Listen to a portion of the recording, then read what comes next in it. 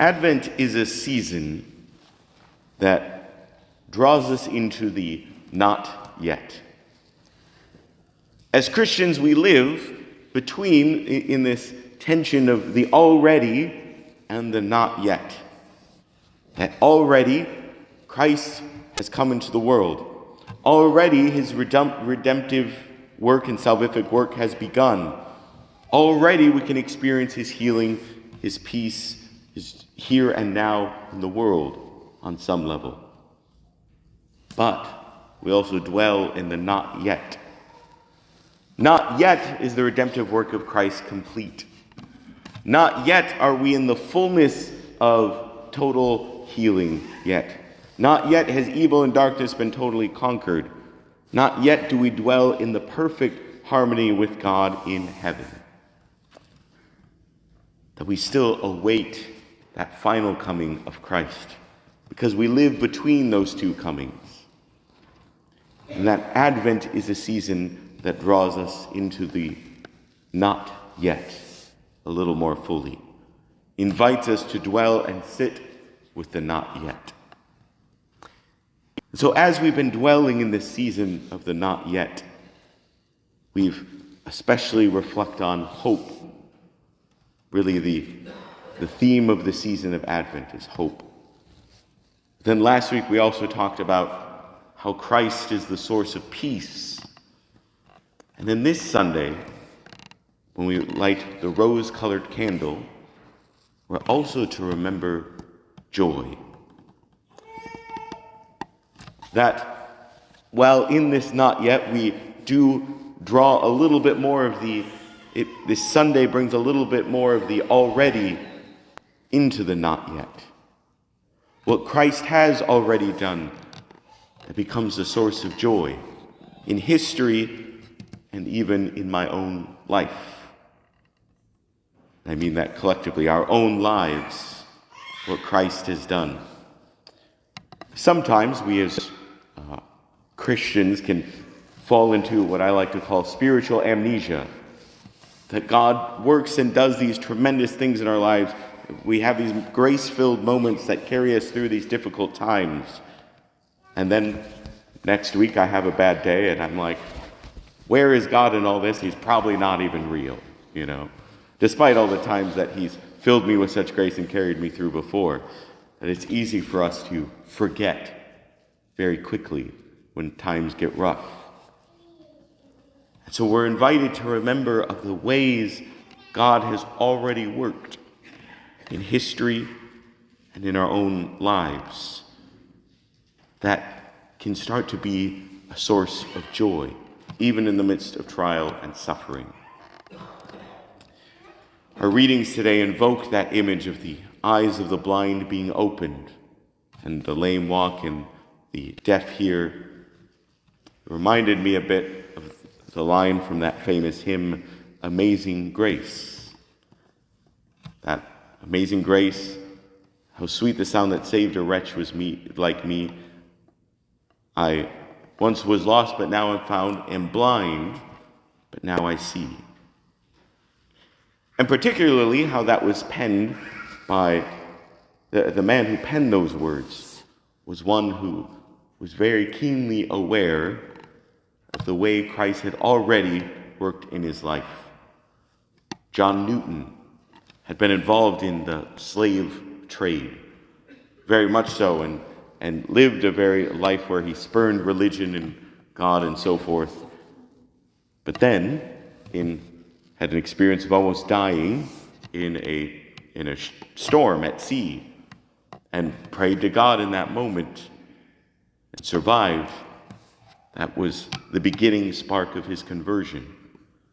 And eventually, over many years, he went on to become ordained, and eventually, not only did he get out of the slave trade, but then actively worked to abolish the slave trade. But was aware that the source of his joy came from exactly because of what Christ had done in his life that saved a wretch like him. What Christ has already done. And so that's the source of joy. What we already live into, what Christ is already doing here, gives us strength. But also, in going back to the not yet of this season, there is also the joy that comes from the anticipation of our hope. That joy is born from hope. That our hope in the not yet, as we anticipate and await what God is yet to do, the goodness yet to come, that there's joy in that waiting and anticipation. That this awaiting for God's fulfillment is not all pure misery. But as we await, there's the joy born of hope. And we experience this practically in our lives. If you think of the ways that those events or moments or experiences that come up in our life that we're excited about, that are yet to come. For example, if we have someone's going to a wedding and the joy that they experience in the coming days leading up to that, or perhaps a celebration of the anticipation of the birth of a child, or a family gathering, or practically getting excited for Christmas. In the anticipation, there's the joy from the thing itself that already we begin to experience as we anticipate for that thing to come. That is joy born of hope. The joy that comes from, that's the foretaste of the thing itself. And that's what we're drawn into this Sunday. As we dwell in the not yet, we get a little taste of the already. The taste is the joy of all that which God has in store yet to come. And so Christians can't help but ultimately be a people of joy because of our profound hope.